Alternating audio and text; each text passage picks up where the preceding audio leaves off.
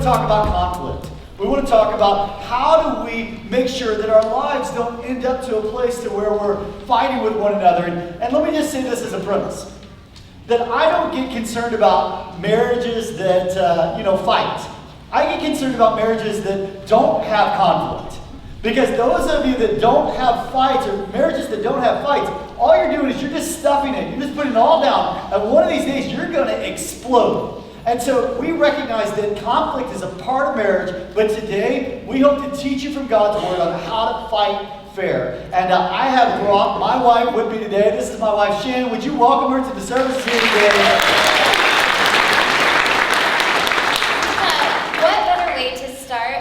Message on conflict than to just give you a little peek into our lives and share a conflict that we have had recently, because really we are no different than any of you, and in fact we almost got in a conflict over which conflict to actually share, because it could have been the one when we were newly married and we were deciding on where to eat out, or it could have been the one where we had just moved here and there was a Christmas program going on and there was conflict surrounding that. But we decided upon the one a couple weeks ago that we had. Generally in the mornings, our routine we have 2 kids, 7 and 5, and I get up in the mornings. We usually get up about the same time, but I go downstairs, I have my coffee, I have my quiet time and read, and then I get myself ready, and then I get our children up and ready for school for the day. And so we have this routine where they, have a process of all the things that they have to do in the morning before any playtime can occur. And so that's when we try to get out the door between 7:30 and 7:40, except for on Tuesdays. That's the day I have to go to work early. I teach, and so I have to be there early that day, and Brian takes over. So I do all those things, and I get the kids to the point, the furthest point in the getting ready process that I can, and then Brian takes over.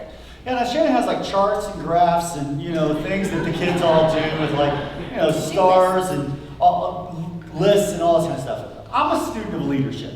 So naturally, I have the gift of delegation. So what I do is I delegate out the responsibility, all right, and most of the authority to my 7-year-old and the 5-year-old. And this is natural leadership, okay? Naturally, you put the 7-year-old in charge of the 5-year-old. I mean, that's just the way it works, right? Does it always work?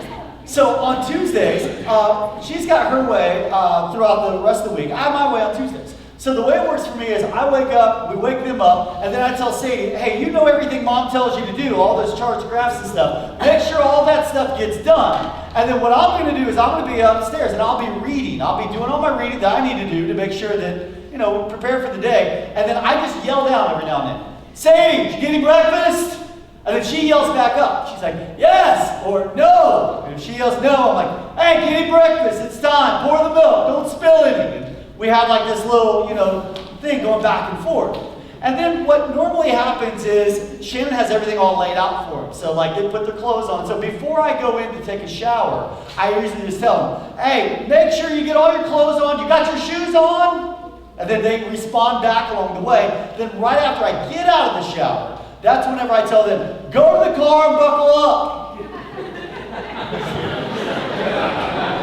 Because about the same time it takes me to get dressed and get everything ready for me, right when I'm getting in the car, that's about the same time I hear the click, and they're buckled into their booster seats and stuff, and they're ready to go.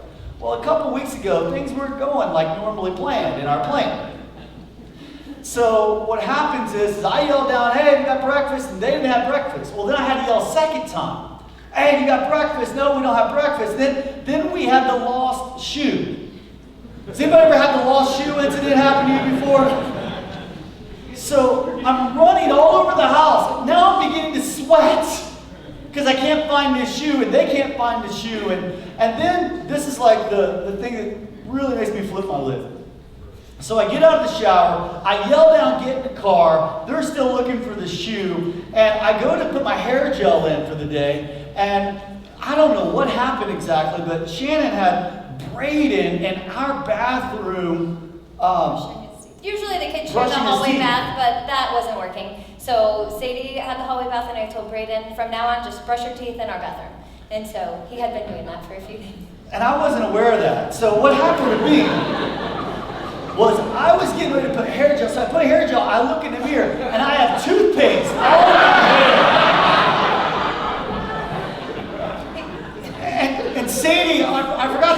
field trip day for her. So I'm convinced that like if she doesn't get there early at like 8:15 that day, that bus is leaving. So I have more stress. Now I've got, toothpaste in my hair. And I look down, and Tuesday mornings is a morning where I'm the president of our chamber luncheon on Tuesdays. And so like I got my shirt just freshly pressed, come back from the dry cleaners. I got it on. I look down, I got toothpaste like all over my shirt now. So I'm running around, and we get them into the car, and there's like a mess. They spilled everything, and I realized that she's not going to make it on time. And so we finally, on the way to school, I decided to make a phone call to Shannon. Right, and this is before I teach, and so it's before school for me. My students weren't in my classroom yet, and I noticed that Brian's calling, which he never does, especially like during work time or whatever. It's because my plan usually works on Tuesday. So I'm thinking this is an emergency, so I pick up the phone. I'm like, hey, what's going on? And he's like, we're late. I don't know if Sadie's gonna make it. And I'm like, don't worry, Sadie attends the school I teach at. So I'm like, they're still here. It's fine. You're gonna be fine. Whatever. And then then there was something about toothpaste in the hair and on the shirt and no shoes. And I'm thinking I put them right by the door, so I'm not sure what happened there. And so all of this is coming, and all he says is, we need some systems. Like, okay. It's 8:20. My kids are coming to my class in 10 minutes, but okay, let's do this. So I get off the phone. Once I get off the phone, I feel a lot better about everything. Until I drop her off, then I go drop Brayden off at the preschool, and I look in, and her lunch is sitting right in the car. So I'm like, all right, that's just the way it is. But what happens is I basically leave that conversation. After I got off the phone with her, I felt better. I mean, I got another shirt on, and I went on with my day. And so then I get home that night, and I don't understand what the problem is between us. Because I'm like, hey, what's the big deal? Because I'll tell you, I'm all anxious about I felt like I had done something completely wrong, and I didn't have enough, things in place for him to have a smooth day. So I'm thinking the whole time, like, he is really, really mad at me for not having things set. And then we're at night. I just want to have sex. And I want to see what the problem is. What's going on? So I had to go to Brian and say, this morning when you called, like, you said we need to work out some systems, and this kind of like made my whole day like spin. So can we go ahead and work this out now so this doesn't happen the next week? And he's like, what are you talking about? And I'm like, yeah, you remember the phone call? And so he was like, oh, I was just venting, and I just needed to tell you what happened. And I'm like, that would be nice to know at the beginning of the phone call. Oh, hey, I just need to vent real quick. And so we worked it out, and we were able to talk through that. I'm just kind of curious, how many of you here feel like you married somebody opposite of you? Would you just raise your hand if you married somebody? Anybody raise both hands? Not too many today. And here's what happens. Before you get married, opposites attract. But after you're married, opposites attack. And that's what happens to us. I mean, we're very opposite. And when we begin to attack, unfortunately, conflict can lead to a fight, an argument, disagreement. And you see it because it deflates the spirit of your spouse. And then this conflict, it results in bitterness and anger and hatred, giving each other the cold shoulder. And that even leads to violence, which leads to abuse. And as we're just kind of on the subject today, we thought that it's important, first of all, that you understand kind of God's plan when it comes to divorce. Because divorce is not God's plan. God's plan is one man, one woman, one lifetime. That's his plan. Now, there are a few cases and times when you don't have to, but there are some allowances that God gives. Right, and that first area is if you or your children have been physically abused, that is not part of God's plan and God's plan for marriage. And so on abuse, listen, if you or your children are being physically abused, you don't need to call on Jesus. You need to call the cops. That's not a situation that you need to stay in. If you're in an abusive situation, call the church office. We have some people here that are like barely Christian. You know what I'm talking about? Like Christian, but haven't been Christian very long, okay? Those are seasons, those are times that's not part of God's plan. You need to get out of that situation. And then the second area is if your spouse is committing adultery, and then also if your spouse has repeatedly abandoned you or is completely unwilling to provide for your family. Yeah, quick time out on the adultery thing. I want you to recognize and understand that the Bible is clear that is one time that God will make allowance, but you don't have to take that route either. I know many people right here at Crosspoint Church that have gone through some sexual sin in the past, and they have made their marriage work. They've been able to move forward on this thing. So it's one of those things, God may make an allowance, but maybe there's some grace, maybe there's some forgiveness, and that's between you and God, maybe a counselor that can be able to help you through that. Good deal. And so, yeah, the three are abuse, adultery, abandonment. So those are the three that are there. So in marriage, let me just say this, marriage is hard work. It's hard work. This isn't something that you can neglect and see it grow. There's nothing in your life that you neglect and you see growth happen. You cannot neglect your car and see your car continue to run properly. You can't neglect your garden and without pulling out the weeds and see this beautiful garden that happens. You can't neglect your body and see your body continue to, you have health and vitality. And the same is true in marriage. Marriage is hard work. It's going to take some effort. You can't neglect it. And in relationships, here's what we generally do. We judge our spouse by their actions, but we judge ourselves by our intentions. It's like, I intended to do, and so I expect you to understand my motives and my intentions, but I'm going to judge you by your actual actions along the way. Now, James chapter 4 says this. What is causing the quarrels and the fights among you? It's like, okay, why are we fighting? What is the problem? Don't they come from the evil desires at war within you? And this is important to recognize because as a follower of Jesus Christ, you have the Spirit inside of you, but you still have the flesh that's inside of you. And they are at battle with one another. And when you're in conflict with someone else, your flesh wants to prevail. The Spirit, it says, here's how we're going to handle conflict. But the flesh says, no, here's how we're going to have it. I don't have what I want. So you scheme and you kill to get it. You're jealous of what others have, but you can't get it. So here's what the flesh says. You fight and you wage war to take it away from them. I think that's very important to understand where do these things come from along the way. And conflicts occur when our desires aren't fulfilled, when we don't get what we want. Right, and there's areas where you might be more susceptible to anger. And in your program that you have, there's a list of the hot buttons. And just take a moment to look at that and figure out where yours is. And it's important to know what things trigger you and make you angry quicker. And what things also, it's important to know which hot buttons your spouse has so that you can help each other to try and avoid, or to when those times are happening, you have more grace and you're more understanding of your spouse. So these are very good. This is a great conversation starter for you guys to have after the service over on what are your hot buttons? Where's the time? I mean, for me, I don't really want to deal with conflict while I'm watching, like sports. I mean, if women can have PMS, I mean, men can have ESPN, right, men? I mean, that's... ESPN is fun for you. You act like it's a treat. Now, I kind of joke at our house. I say, I have PMS every Saturday. And here's why that is, because I have pre-message syndrome.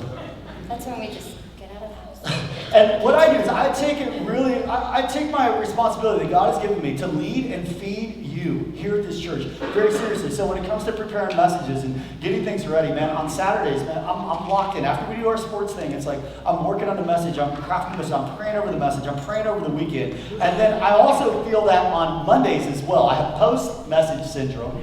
Where I'm just like emotionally exhausted. I mean, from 4 services on the weekend and conversations and just things along the way.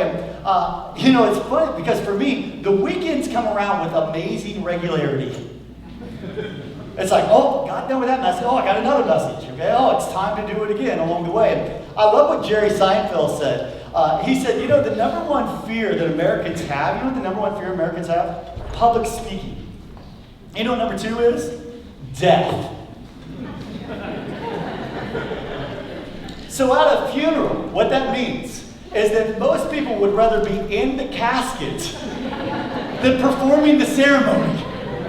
And I feel some of that at times, and so it's finding your hot buttons and finding out when the right timing is. So today, if you have your Crosspoint notes, we want to talk to you about loving confrontation. How do we have loving confrontation? And I recognize that just sounds like an oxymoron. You know what an oxymoron is? Oxymoron is 2 words that don't go together. So give us an example. Like pretty ugly. We use that term, it doesn't really go together. Freezer burn And then we have Microsoft Works.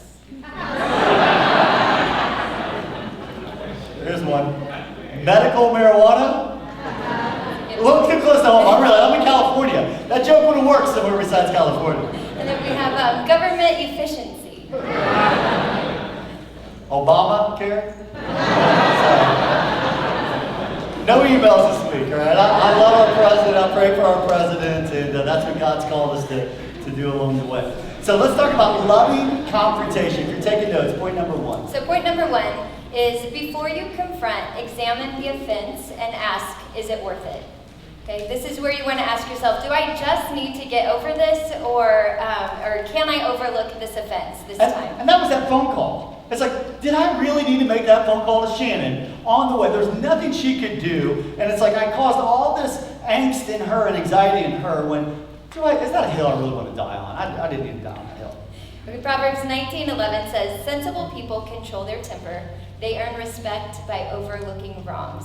And Dr. John Gottman and the Marriage Institute, or the Relationship Institute, did a study and found that 31% of marriage issues are solvable just by yielding. So just by stopping before you start and asking yourself that question, is it worth it, or is this something I can just overlook? Because every time that you go into a conflict and that you do that, and sometimes it's necessary, but you take a withdrawal from that relationship, kind of like your bank account. You know, the idea of a bank account is to, of course, deposit more than you withdraw so that you don't become bankrupt. And that's the same way in relationships, whether it's a husband-wife relationship or children or people you work with, you want to be depositing more emotionally into them than you withdraw. So when that time comes that you do have to make a withdrawal, because you will have to, that you're not, going to go bankrupt in that.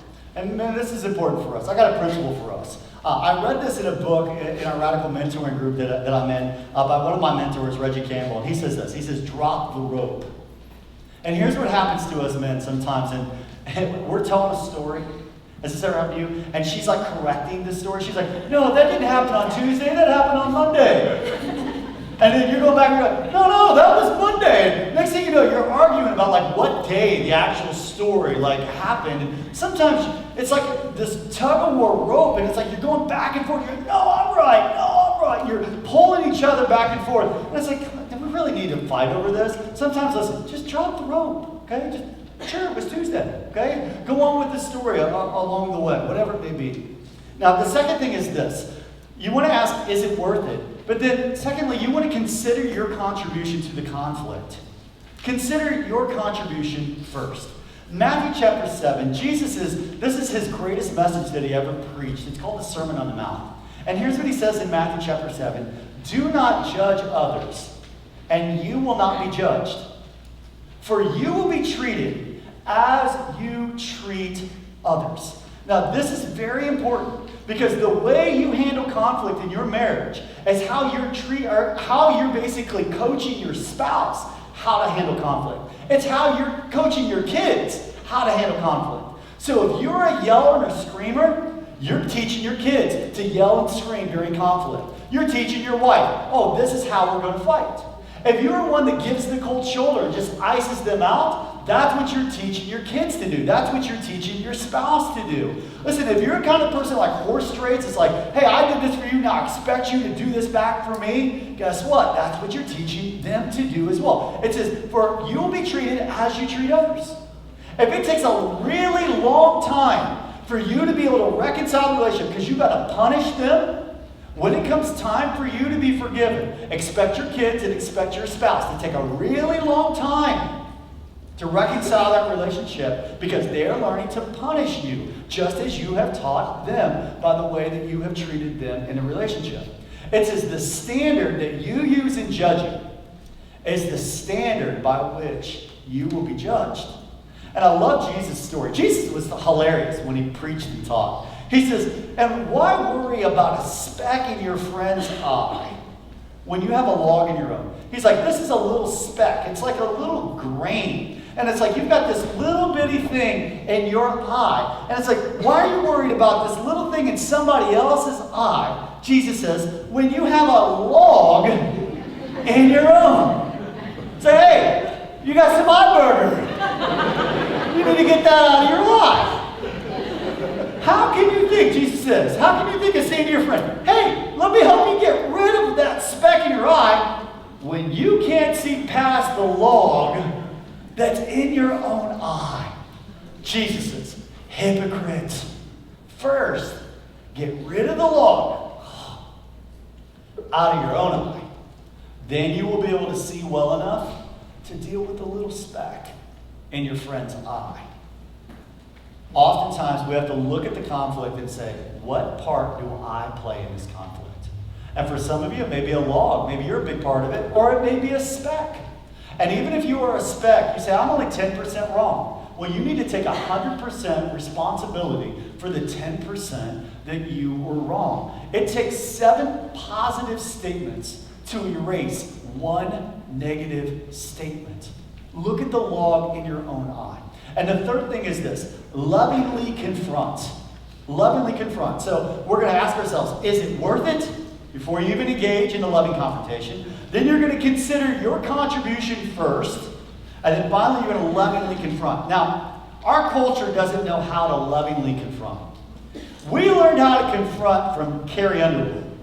She taught us how to confront. Carved my name into his leather seat. Took a Louisville Slugger to both headlights. Slashed a hole in all 4 tires. It's like, Carrie, that's a long ways from Jesus take the wheel. Now, while you may feel like doing all those things that Carrie says in her song, Ephesians 4:15 says, instead, we will speak the truth in love, growing in every way more and more like Christ, who is the head of his body, the church. And so we need to speak the truth in love.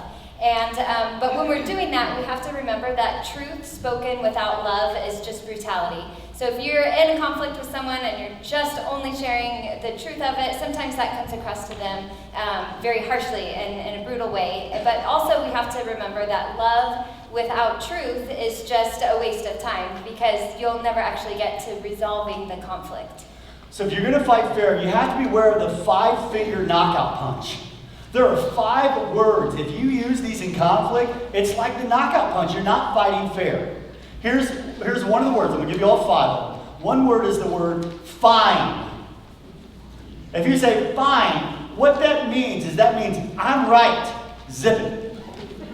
That's a knockout punch. That's not a good word to use in conflict. The second word is the word whatever. Whatever. Because whatever basically means like, forget you. I don't care what you say. I don't care what you think. The other word is the word always. It's like, always. And you always do this. And I would go back and say, well, I don't always do that. Or here's the next word. The word nothing. The word never. The word never. It's like you never take out the trash. For me, I'm like, 3 weeks ago, I took the trash out. And I'll argue that at one point. Well, you said never. And you get off target. And the 5th thing is when you just say nothing. Because when you say nothing at all, means that there's something. And something you better be worried about. So you want to take out these 5 words of always, never, fine, whatever, or just saying nothing, because that's the 5-finger knockout punch that's bad for your relationship. Okay, and Ephesians 4:29 tells us, don't use foul or abusive language. Let everything you say be good and helpful, so that your words will be an encouragement to those who hear them. And so within this too, it's important to make sure your timing is right. When you do need to confront and you do need to go through that time of conflict resolution, for us, I know that the moment that Brian walks through the door isn't the time to immediately jump on figuring out a conflict situation, even if I'm feeling anxious about it and I just want to get it over with. That's not a good time. He needs time to come home and decompress from his day, and I need to wait for a time. A lot of times for us, it's once the kids are down and in bed and it's more quiet. Those are good times. And sometimes if something's really bothering me, even before that time, I'll ask him, hey, we need to talk through something. When is a good time? So that I can let him make that choice and so. And she's learned as well that there is a good time that she can get about anything that she wants. It's right after. I'll let you just fill in the blanks on that one, all right? And I got to be aware of that as well. Number 4 is this. Before I give you point number 4, I want to ask those that are getting baptized today, you can go ahead and be dismissed today. And our staff and our team and some of our deacons and trustees are in the back. And so you can go ahead and dismiss yourselves and get ready for baptism at this time. Point number 4 is this. You gotta first ask, is it worth it? You got to consider your contribution to the conflict. Then you make the loving confrontation. And then finally, resolving conflict requires forgiveness. Ephesians chapter 4, Paul said this. He said, get rid of. And he's going to give you a long list of things that you need to get rid of.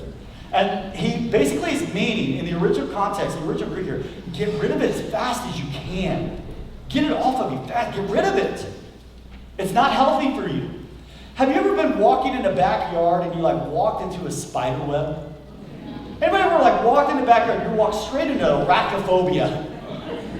And what do? You're immediately, get this off of me. And it's like you feel it all over your face and your hair. And it's like, oh, get all this off as fast. That's what Paul's saying. He's saying as fast as you can in your relationships, get rid of all bitterness and rage and anger and harsh words and slander, as well as all types of evil behavior. And he says you need to replace them with something else. Instead, be kind to each other. Be tender-hearted, forgiving one another, just as God, through Christ, has forgiven you. Now let me explain what true forgiveness is. True forgiveness is not pretending like something didn't happen. You're not letting them off the hook. So many times people they don't want to forgive because they fear they're letting them off the hook. You're not letting them off, you're letting them off your hook, and you're putting them on God's hook. That's what true forgiveness is. True forgiveness is not conditional. It's not based on performance. True forgiveness is not forgetting. You may never forget the hurt and the offense that happened. And sometimes you have to choose to forgive every time it comes back up. Every time you remember it. Every time it rears its ugly head back. And true forgiveness, it's not an automatic cure for the hurt. See, so many of us men, here's the way it works. We offend our wife and we want them to immediately just forget it.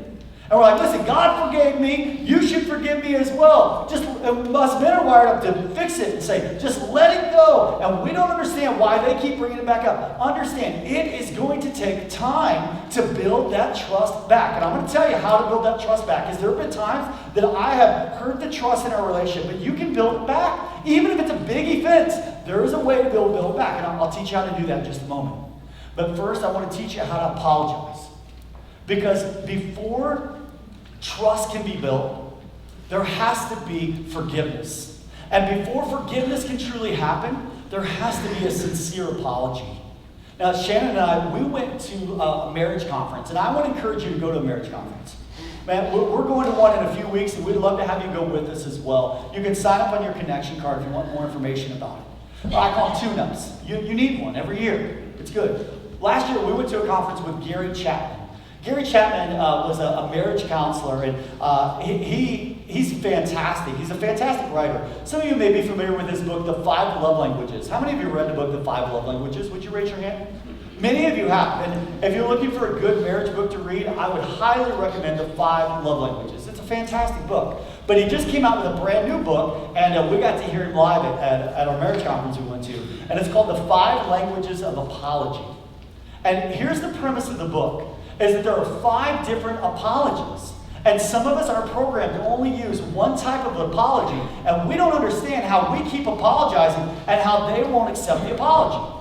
And here's what Gary Chapman did. He took 30 years of marriage counseling notes. And every time he was in a marriage counseling session and somebody said that they didn't feel like it was a sincere apology, he would drill down and ask them why, and he would take notes. He went back and reviewed 30 years of marriage counseling notes, and he unlocked the code to find out the 5 ways that people like to hear an apology, and they're not the same for everyone. You want to write these down. These are important. The first one is this, is expressing regret. Some people want to hear you say, I am sorry. I'm sorry. The second one is accepting responsibility and saying, I was wrong. Some people, when you say, I am sorry, they don't feel like that's a genuine apology because they would rather hear you say, I was wrong. And when you say, I was wrong, that resonates in your spirit that was a genuine apology. Some people, neither one of those work. What they want is they want restitution. So they want to hear you say, what can I do to make it right? And the fourth one is genuinely repenting. That's when they want to hear you say, I'm going to try not to do that again. I'm going to learn from this and I'm going to move forward. I'm going to try not to do it again. And the fifth one is this, is whenever they want to be a part of the process and they want you to ask them, will you please forgive me? Now this is fascinating. Here's why this is fascinating. Because you know how entertainers or politicians or world leaders, whoever it may be, when they fall, they steal a bunch of money or they have an affair, whatever it may be, and they get on TV and they make their public apology. And some people would say, man, they were so sorry, weren't they? We need to give them a second chance. And other people will watch the exact same news clip, the exact same conference and say, they weren't apologetic at all.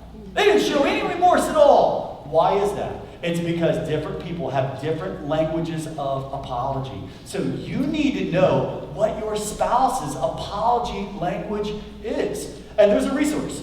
Right, online you can go, and Gary Chapman has a quiz that you could take to, if you can kind of figure out where you land here, if this, like if you want more, and just Google Gary Chapman apology quiz and you'll find it. Now this works way more than just even spouse relationship. This works in business as well. Okay, there's going to be offense. You're going to offend people. And maybe, it's like, hey, take this test. You don't have time for them to take the test to know what their apology language is. Then what I would suggest is just use all 5 apologies. Make sure you hit it, whatever it may be along the way. So how do we grant forgiveness?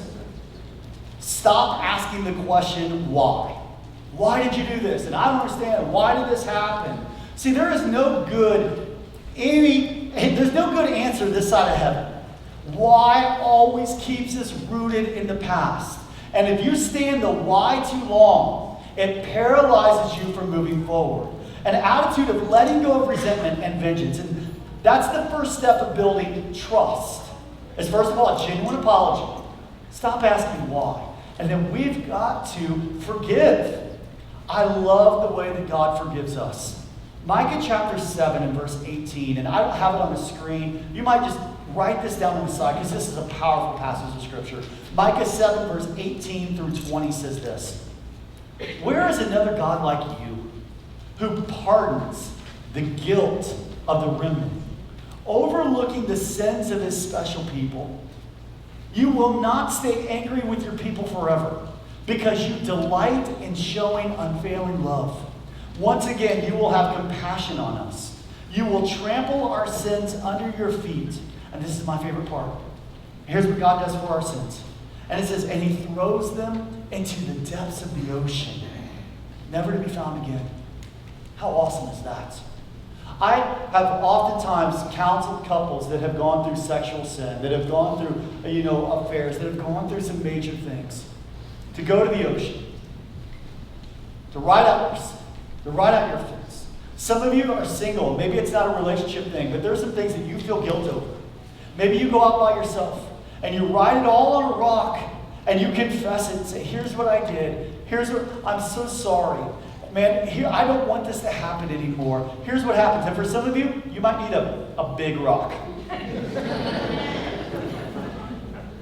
And you do what God did for us. And you take that rock and you throw it into the ocean. Now, let me just state this as well. Men, you have to understand that it's going to take some time for her to be able to process through this. And forgiveness and trust are 2 different things. Forgiveness can happen instantaneously, but trust takes time to be rebuilt. And there have been times that I have broken the trust between Shannon and I, and some things that I'm ashamed of that has happened in our current relationship. But I've been able to build trust back. And here's how you build trust back. Trust is built back by consistent behavior over time. Consistent behavior over time. 1 Peter chapter 3 and verse 1 through 7. We're just going to end today by reading through this passage. And honestly, it speaks to both husbands and wives, but the first 6 verses are to the wives, and then the last verse is to the husbands. And God knew that. He knew we could only comprehend 1 verse, okay, as men. He knew women, they got a lot more language. sharks and grass. So I'm going to read verses 1 through 6. In the same way, you wives must accept the authority of your husbands. Then, even if some refuse to obey the good news, your godly lives will speak to them without any words. They will be won over without words by observing your pure and reverent lives. Don't be concerned about the outward beauty of fancy hairstyles, expensive jewelry, or beautiful clothes. You should clothe yourselves instead with the beauty that comes from within, the unfading beauty of a gentle and quiet spirit, which is so precious to God. This is how the holy women of old made themselves beautiful. They trusted God and accepted the authority of their husbands. For instance, Sarah obeyed her husband Abraham and called him her master. You are her daughters when you do what is right without fear of what your husbands might do. Man, I want to ask us to read it together. Let's get it deep down into our soul. I want to hear those bass voices today. We ready, men? Here we go. In the same way, you husbands must give honor to your wives. Treat your wife with understanding as you live together. She may be physically weaker than you are, but she is your equal partner in God's gift of new life. Treat her as you should, so your prayers will not be hindered.